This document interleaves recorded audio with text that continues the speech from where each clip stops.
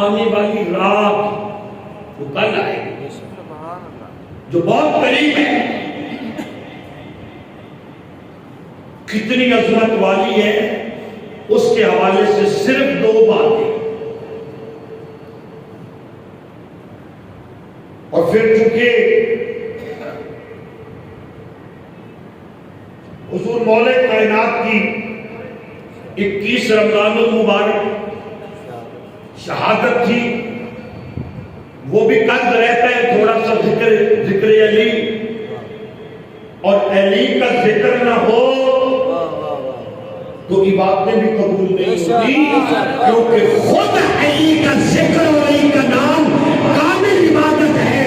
یہ تمہیں کس نے کہا، مجھے کس نے کہا، ہمارے بڑوں اور بڑیروں کو کس نے کہا؟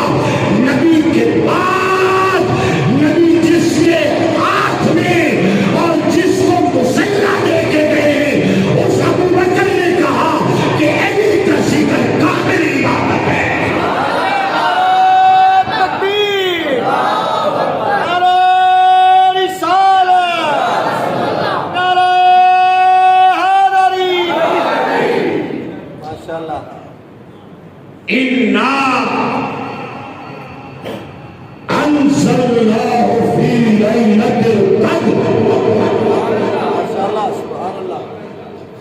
ہم نے اس قرآن کو قدر والی رات نازل کیا۔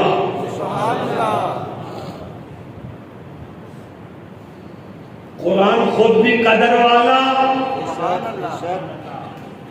بھیجنے والا بھی قدر والا، یعنی عزت والا۔ جس کے ہاتھ بھیجا وہ جبریل سارے فرشتوں سے زیادہ قدر والا، اور جس حسین کے نانا کے سینے پر نازل کیا، اللہ کی عزت کی قسم ساری کائنات میں جو سب سے قدر والا سینہ ہے وہ زہرا کے ماما حسین کے نانا محمد مصطفیٰ کا سینہ ہے۔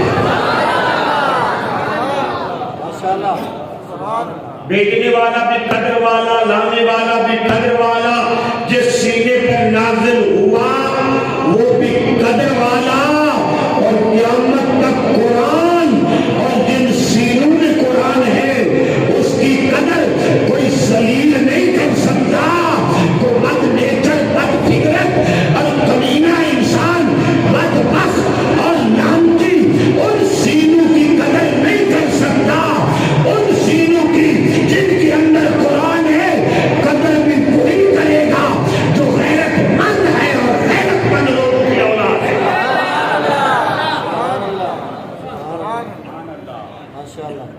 سمجھ آئیے تو سبحان اللہ کہو۔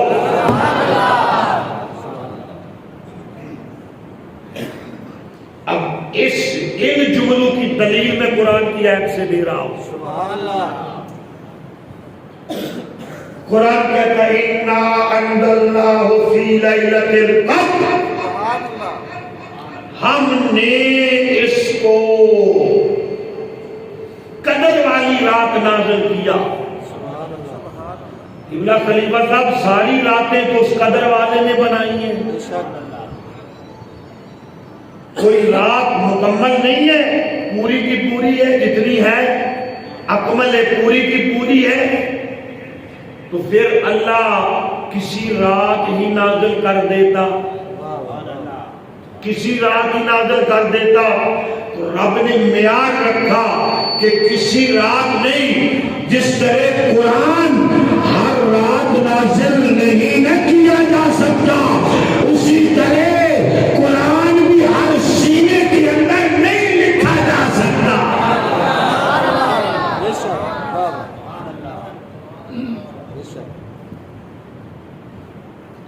آپ کی جو قیمتی چیز ہوگی کس الماری میں رکھیں گے؟ جو ہمیشہ کھلتی رہتی ہو، بولتے نہیں ہیں، جو سیف ہی نہ ہو، جو محفوظ ہی نہ ہو، نہیں نا۔ یہ تو آپ کی قیمتی چیز ہے، اور رب کی دو چیزیں بڑی قیمتی ہیں۔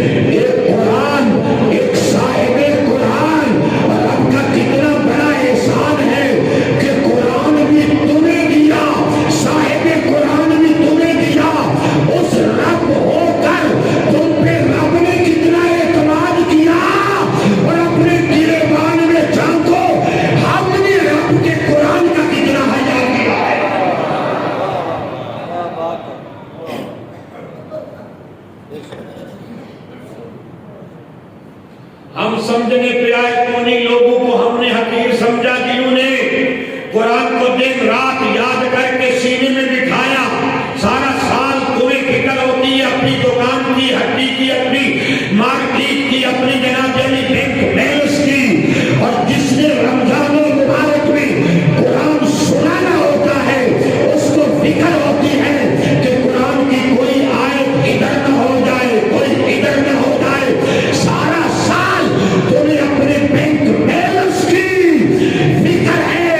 میں قربان نہ ہو جاؤں اس تیرے بچے پر جس کے سینے میں رب کا قرآن ہے. تمہیں سارا سال اپنے پیسوں کی فکر ہوتی ہے، اسے سارا سال قرآن کی آیتوں کی فکر ہوتی ہے. سبحان اللہ، سبحان اللہ. غیرت مندی سے سبحان اللہ کو ایمان کی حالات فکر ہوتی ہے یا نہیں ہوتی؟ جو قرآن کا حافظ ہوتا ہے قاری ہے، صبح صبح جناب علی اٹھے گا، دن میں 2.5 پارے پڑھے گا پورا سال، 1 پارا 1.5 پارا پڑھے گا پورا سال. کیوں؟ کہ قرآن ہے رب کا، مسلح ہے رسول کا. نہ سمجھو، بالکل نہ سمجھو، تم سمجھو یا نہ سمجھو، میں یہ جھولی اٹھا کر آپ کا یہ دعا کر رہا ہوں، اللہ آپ کی نسلوں کو قرآن کا حافظ اور قاری بنائے. کیوں ٹھنڈی آمین کہیے، ٹھنڈی آمین کہیے. منڈے نہیں قرآن نے حافظ تے قاری بنانے. ہاں کیوں نہیں بناتے ہو وہ بھی مجھے پتا ہے. MBBS کیوں بناتے ہو، انجینئر کیوں بناتے ہو؟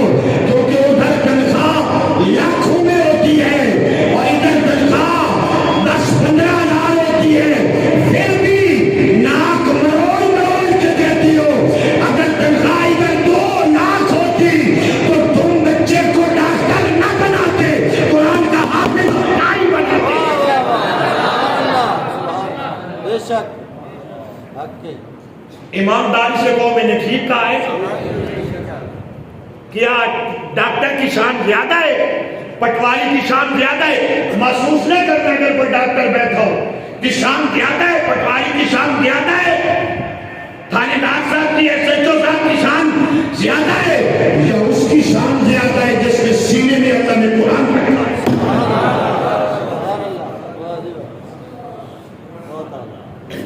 وہ جو ہے یا نہیں ہے؟ میں تنقید نہیں کر رہا، مثال دے رہا ہوں. ہمارے دوست عالم دین صبح صبح صدر صاحب آگے کہتے ہیں آج میرا بچہ جو ہے نا CSS کا امتحان دینے گیا ہے، قاری صاحب دعا کرنا اللہ اس کو کامیاب افیسر بنا دے. تہجد کے وقت صدر صاحب نے گونج دیا. قاری صاحب بھی خلوص سے دعا کر رہے تھے. فجر کی نماز کے بعد دعا کی، مولا ہمارے صدر صاحب کا بیٹا CSS کر لے، بڑا افیسر بن جائے، مگر اس کی تنخواہ اتنی لگے جتنی میری لگی ہوئی ہے.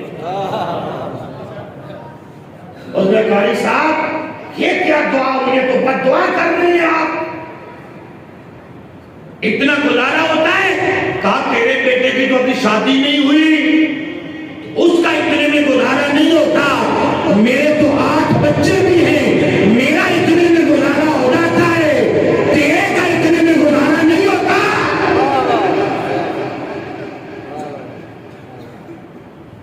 تو پھر آپ سوال کریں نا، پھر آپ کا ہو جاتا ہے، کیوں ہو جاتا ہے؟ اس لیے ہو جاتا ہے کہ رسول کے نانا وہاں کے بابا علی کے بھی مولا صدیق اکبر کے پیر اور مرشد امام الانبیاء آدم سے لے کر عیسیٰ تک نبیوں کے نبی نے کہا ہے لوگوں ہر ایک کا دسترخوان ہے. اللہ کا بھی ایک دسترخوان ہے. اللہ کو کون سا دسترخوان ہے؟ اللہ کے دسترخوان کو قرآن کہتے ہیں. اونچا سبحان